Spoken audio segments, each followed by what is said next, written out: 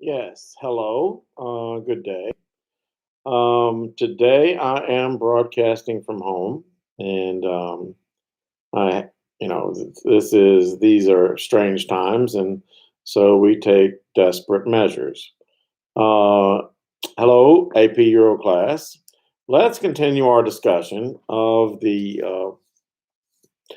unit about the age of nation states, the latter part of the 19th century in Europe. And if you will turn with me, we are on Roman numeral 13. That's Mr. Arlinghouse XIII. I mean, this whole snowstorm has really thrown a monkey wrench into what I've been trying to do. But let's begin. Roman numeral 13. Um, Russia. So today we're talking about Russia. Russia had changed itself in a manner that many would call more liberal, but by making liberal changes, rang the death bell for the Romanov dynasty. Remember, Russia was ruled by the Romanovs, Prussia/Germany was ruled by the Hohenzollerns, and of course, the Austrian Empire was ruled by the Habsburgs. And so, yes, and by Russia making a move, trying to make moves that uh, could be, that were more liberal in their nature, freeing the serfs, for example. You don't mind if I put my hood up so I can look hip, deaf, and jamming. I'm actually kind of cold in here.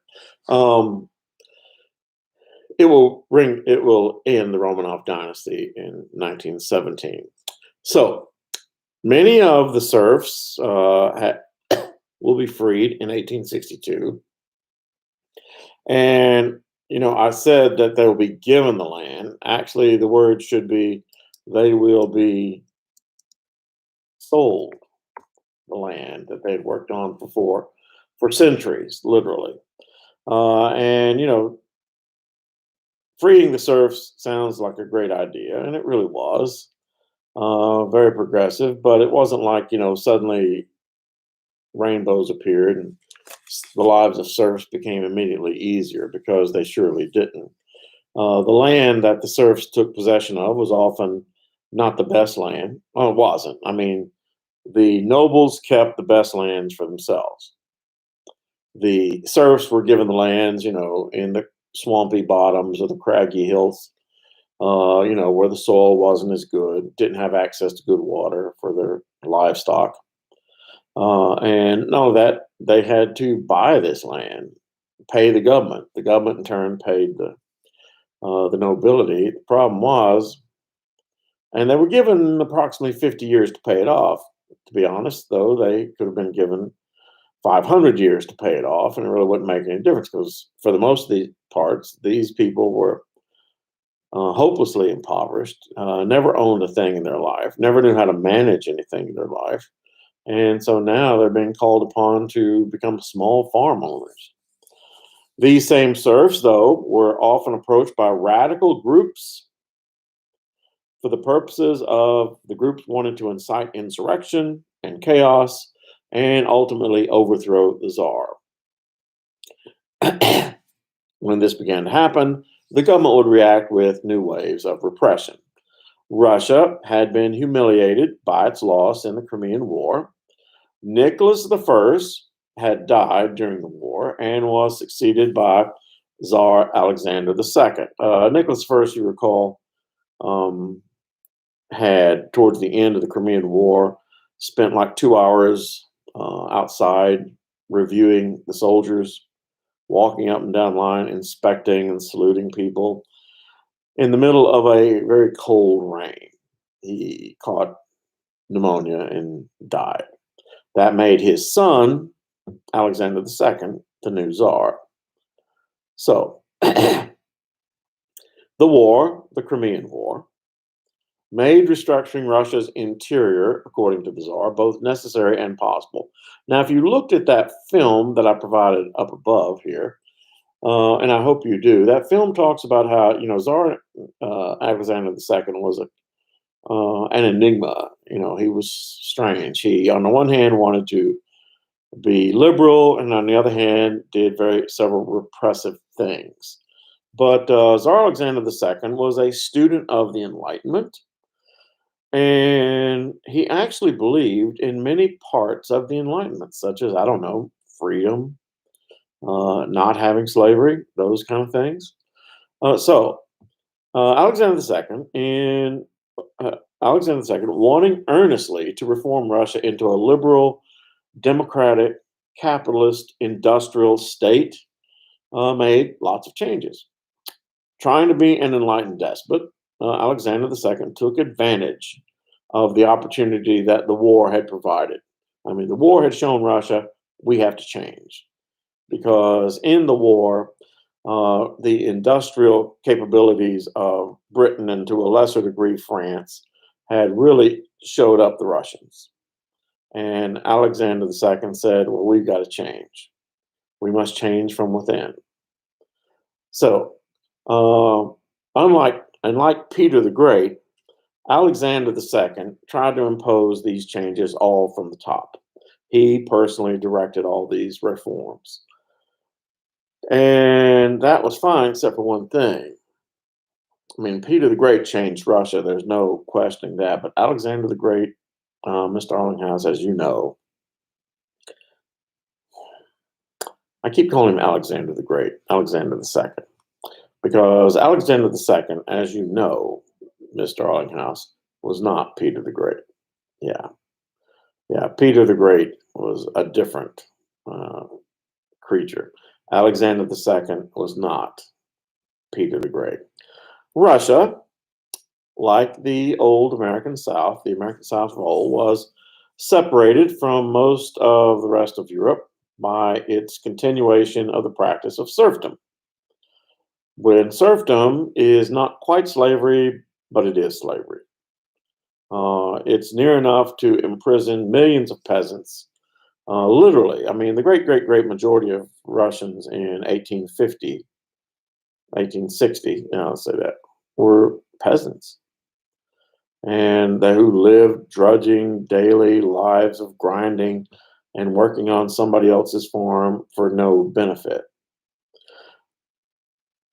This strange institution, that's a quote from Alexis de Tocqueville about American slavery. This strange institution kept Russia in the Middle Ages long into the modern era. So basically, Russia was standing still, literally, much of it still in the Middle Ages. At the conclusion of the Crimean War, Alexander II announced his decision to abolish serfdom.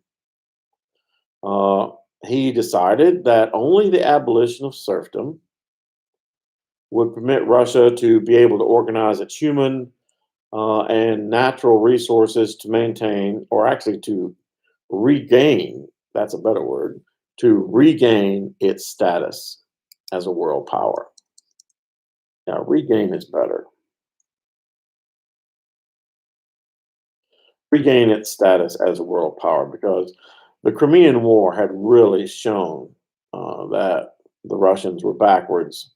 The British had, of course, industrial capabilities that built, steamships, steel, manufactured goods in mass quantities that the Russians just could not match. I mean, think about it. In the Crimean War, Russia got their pants beat in their own backyard. He, Alexander II, wanted Russia to become a modern trading industrial power and economic power. Like slavery, serfdom had become inefficient. And, this is kind of a personal belief of mine, but I think it does hold true that slavery slavery in the United States, for example, slavery in the United States was ended by the American Civil War. However, had there been no American Civil War, it is my personal opinion that slavery by now would have ended. Now, what does that mean? It means several things. Yeah, it would have ended. I mean, why would it have ended? Because Slavery just in the long run is not cost efficient. In an industrial market economy, slavery is just not cost efficient. And so, I mean, it costs too much for the owners. I mean, think about it. In the year 1859, a 18-year-old field hand, prime male field hand, cost $1,800. That was the average price. $1,800 is the from then. It cost 1,800 of their dollars. $1,800 in 1859 in the United States be the equivalent of buying a Corvette convertible. Now imagine who could afford a Corvette convertible in the Deep South. Not to mention, for example, I forget, General Winfield Scott owned 300 plus slaves. The man had to be incredibly wealthy. But owning slaves is just a part of it. Yes, of course, slaves did lots of work, and the slaves' work paid no wages. However, number one, what happens when there's not that much work to do? What happens in the winter? What happens, in the interim between harvest time and planting time? Well, you still have the slaves, and they have to be kept. And by kept, that means not only fed, but it also means they have to be watched. You have to hire a team of overseers whose job it is to watch slaves. I mean, and that's costly, very costly.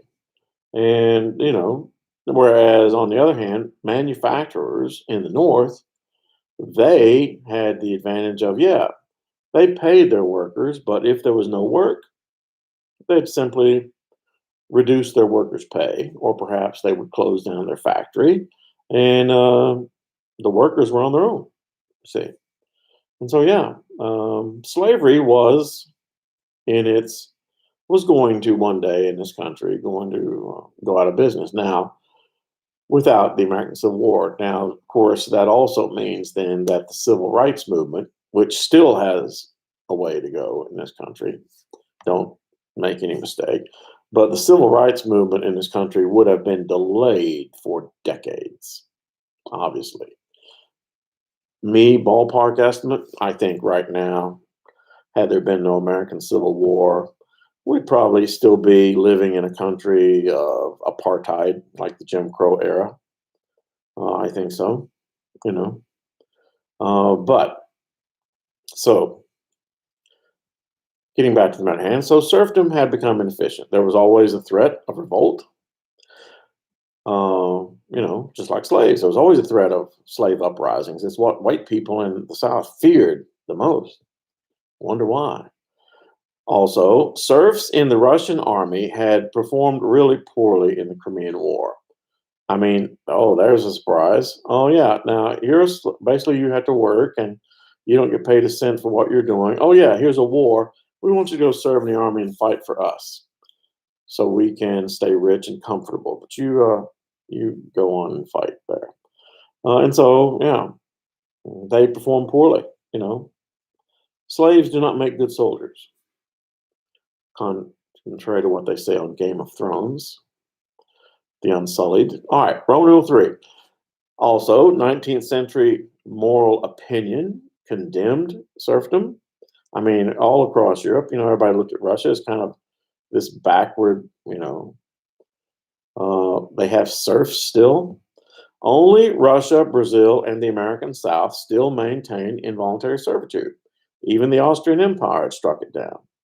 In February of 1861, Czar Alexander II then passed the Emancipation Proclamation. Yeah, 2 years before Abraham Lincoln did it, he passed the Emancipation Proclamation, ending the practice of serfdom. And, that sounds wonderful. However, the release of serfs, just like the freeing of slaves in this country, did little more than create another poor class, because a freed person without land is a poor person. They, the serfs, still had to pay their landlords. Actually, they paid the government. They had to pay the government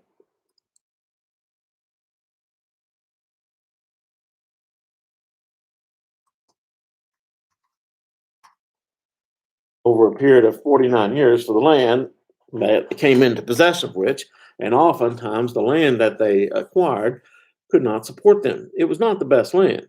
The serfs paid the government, and the government had already paid the nobility. And the serfs would not receive title of the land until the debt was paid. Now, here's the sticker. So Alexander II thinks he's doing something awesome. I freed the serfs. You guys like me now, don't you? Well, the serfs said, you freed us to be destitute. Thanks. And the nobility said, you freed my serfs. Thanks. In other words, he satisfied nobody. So few peasants ever got out of the debt. A poor harvest meant difficulty to repay the debt, and many of these serfs kept falling farther and farther behind in their debts. In fact, as you see there, only when Russia was defeated in the Russo-Japanese War of 1906. Yeah, Russia, and this you might be saying, what? Russo-Japanese War? We haven't even talked about that. Well, no, we haven't. But in 1905, 1906, Russia makes the ill-fated decision to declare war on Japan in a property dispute in the far reaches of Siberia. And the Russians in this war got beat like they stole something. It was incredibly humiliating for the Russians, incredibly. The Japanese, cut the Russians to pieces.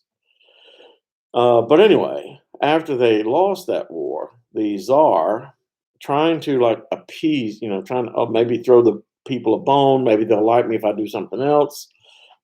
He simply said, okay, all you serfs who took your property, guess what? You don't have to pay for it anymore. Yeah, you've been in debt for 50 years. And now, that debt's forgiven. Thanks for your payments, though.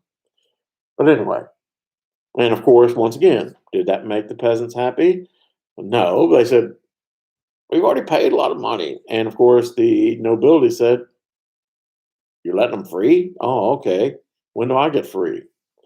So, local governments changed in the rural countryside. I mean, this is part of Czar Alexander II's plan to restructure the way that the countryside, most of the people were ruled. The authority of the village communes replaced the old nobility-serf relationship. Let me fix that.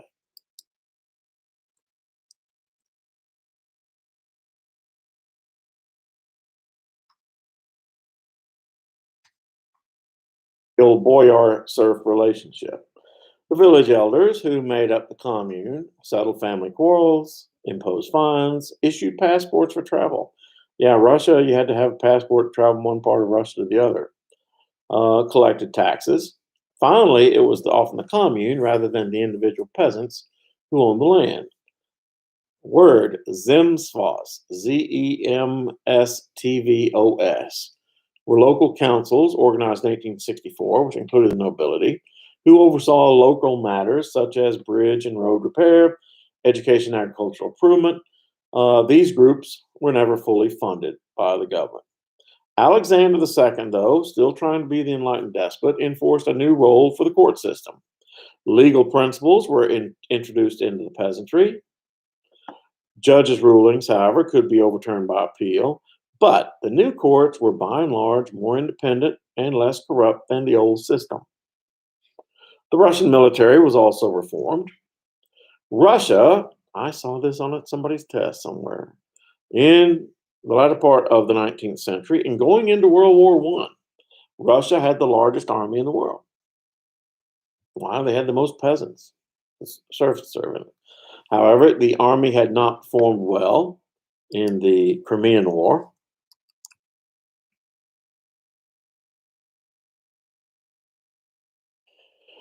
Now, the soldiers served 25-year commitments. Yeah. I mean, if you went and joined the Russian army, that meant you signed up for 25 years. And that would make it difficult to recruit free men. 25 years of their life? I mean, it's kind of an interesting story. Most people who signed up for the Russian army during this time, their family would throw them a wake. Yeah, a wake, a funeral celebration. Why? Because they knew they were never going to see him again. 25 years, not coming back. These soldiers, had to be recruited or kidnapped from the peasant classes. In 1874, the term of commitment was lessened down to 10 years, which was somewhat more palatable.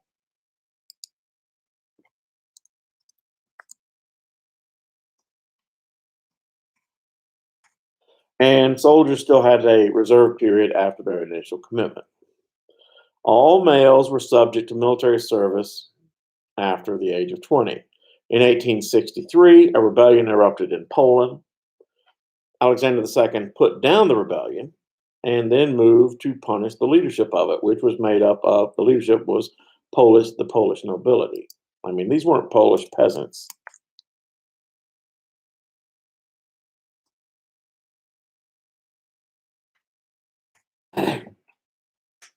So what he did in 1864, he turned around and emancipated the Polish serfs, the Polish serfs. Yeah, he emancipated the Polish serfs to punish the nobility.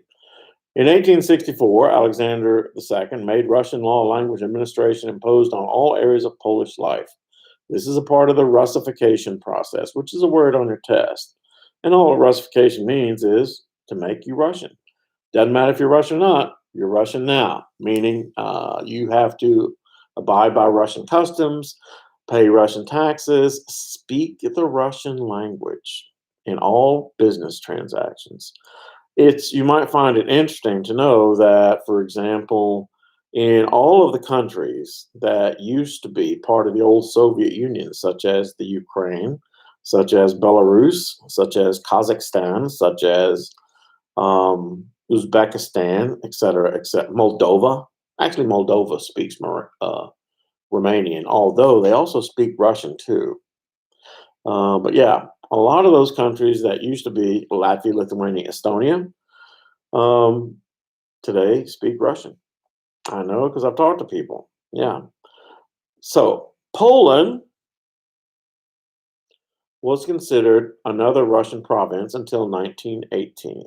In 1918, Poland and most of what we now know as Eastern Europe becomes independent. Yeah, the year I was in Poland and Hungary and the Czech Republic, which was 2018, they were all celebrating their centennial. Looked to be a muted celebration, but yeah, they were centennial. Yay! Hate the Russians. All right, Alexander II was a poor reformer. Alexander II was a poor reformer. He did not receive the changes he wanted to create new loyalties, new gratitude for the government amongst the subject, amongst his subject, meaning that Alexander II thought, once he does these things, people are going to like me. And the serfs felt that he had done too much. The nobles felt he had done. No, go back, Warden. Alexander II did not receive the acclaim. He did not receive the approval for the changes that he installed. Why? The serfs believed that he had not helped them enough. On the other hand, the nobility thought he had done way too much. And so he satisfied pretty much nobody.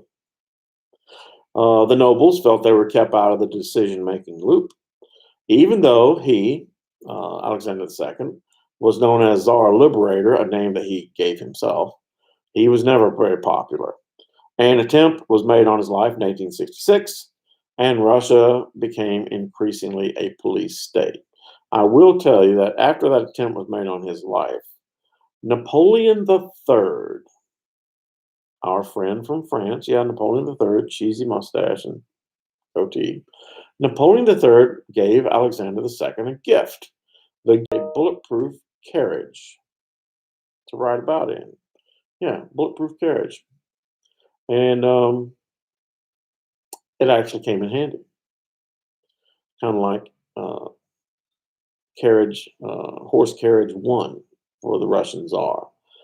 Um, the aristocracy, after the aristocracy, meaning the crown as well, after this became more reactionary towards everything, actually. The regime of Alexander II has long been criticized. Alexander Herzen was one of his most prominent critics. From London, he wrote a newspaper called The Bell, which was a reformist newspaper. The initial reforms caused optimism amongst intellectuals and liberals, but as those reforms faltered, the intellectuals became disenchanted and critical. Yeah, I mean, so Alexander comes in with all these high ideas, but they kind of all fall on their face. And so, yeah, he ends up being criticized widely. Students in Russia formed a movement called populism. They sought a social revolution based on the communal life of Russian peasants. However, a branch of that populism was a radical group called Land and Freedom.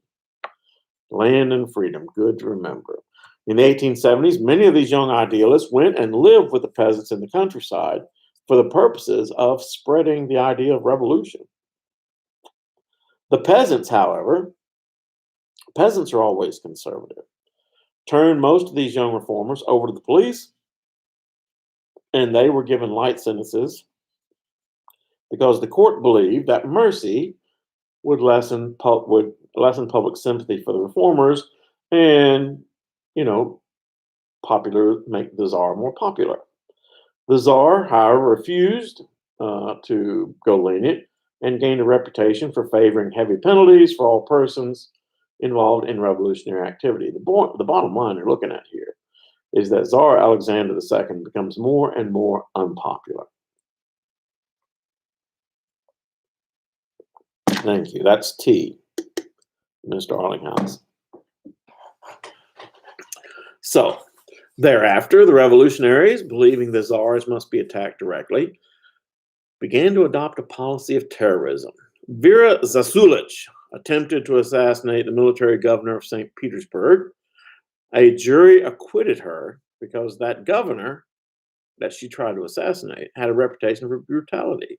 I mean, it was kind of like they decided it was self-defense.